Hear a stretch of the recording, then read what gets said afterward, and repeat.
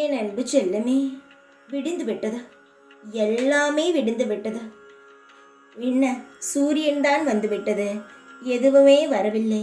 என் வாழ்க்கையில் வெளிச்சங்களே இல்லை என்று சொல்லும் என்னுடைய குழந்தைக்குத்தான் சொல்கிறேன். உன் வாழ்க்கையில் நீ எந்த வெளிச்சத்தை தேடுகிறாயோ அது உன் வாழ்க்கையில் நிரந்தரமாகவே வந்துவிட்டது.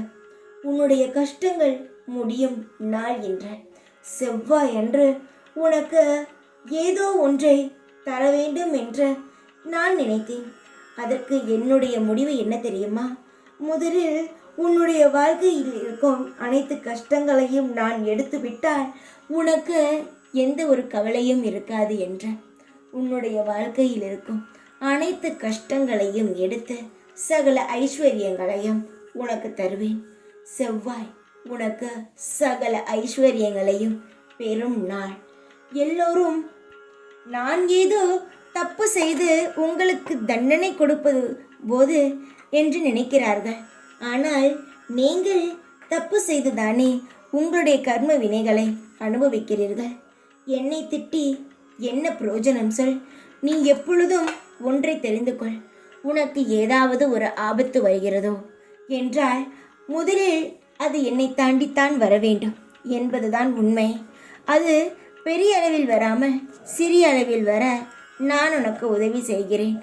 ஆனால் முழுவதுமாகவே தடுத்து உனக்கு நல்லது செய்ய வேண்டும் என்றால் உன்னுடைய கர்மத்தை யார் அனுபவிப்பது? என்னுடைய தங்கமே, உன்னுடைய கடமையை நீதானே செய்ய வேண்டும். அதுபோல் உன்னுடைய கர்ம வினைகளை நீதான் சுமக்க வேண்டும்.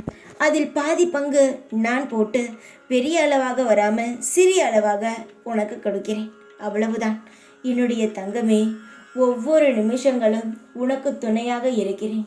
பெரிய அளவில் பாதிக்காமல் சந்தோஷங்களை உனக்கு அள்ளித்தர இந்த செவ்வாய் உன்னுடைய கஷ்டங்கள் முடியும் நாள், உன்னுடைய சந்தோஷங்கள் பிறக்கும் நாள்.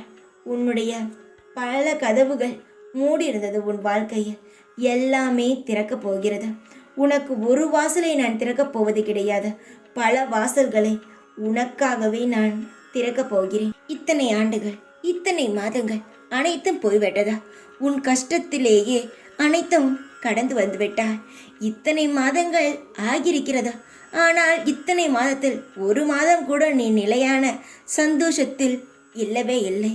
ஏற்ற தாழ்வுகளை நீ பார்த்து உன் மனவேதனையில் தான் வாழ்ந்தாய். ஆனால் இந்த மாதத்திலிருந்து நீ எந்த ஒரு கஷ்டங்களையும் பார்க்காமல் உன்னுடைய மனதில் முழு சந்தோஷத்துடனும் நிலையான வாழ்க்கையுடனும் ஏற்ற இறக்கங்கள் இல்லாமல் ஒரே ஏற்றங்களாகவே உன்னுடைய வாழ்க்கையில் இருக்கும். இதுவரை நீ சேர்த்து வைத்திருந்த அனைத்து விஷயங்களும் உன்னை விட்டு விலகியிருக்கலாம். உன்னுடைய அன்பை புரிந்து கொள்ளாமல் சில உறவுகள் உன்னை விட்டு விலகி இருக்கலாம். ஆனால் இனி அதுபோல் நடக்காமல் இனி நீ சேர்க்க போகும் அனைத்து செல்வ செழிப்புகளும் நிரந்தரமாகவும் நிலையாகவும் உன்னுடைய இருக்க போகிறது. போன உறவுகள் திரும்பி வர வேண்டும் என்று ஒரு காலமும் நினைக்காதே. போன உறவுகள் நீ எப்படி அன்பாக இருந்தாலும் எப்படி கோபப்பட்டாலும் அவர்கள் குணம் மாறாது. அதனால் போன உறவுகளை நினைத்து அவர்கள் வர வேண்டும், அவர்கள் அன்பை புரிந்து கொள்ள வேண்டும் என்று நினைக்காதே. அவர்களுக்கு என்றாவது புரிந்தால் தானாக வரட்டும். அப்பொழுது அதை பற்றி யோசிக்கலாம், சேர்த்து கொள்ளலாமா வேண்டாமா என்று.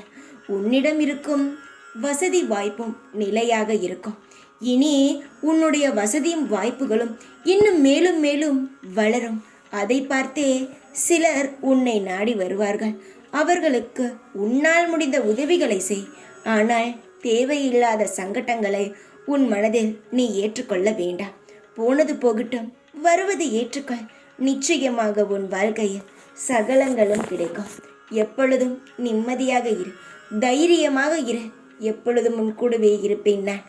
ஓம் சாய்ராம்.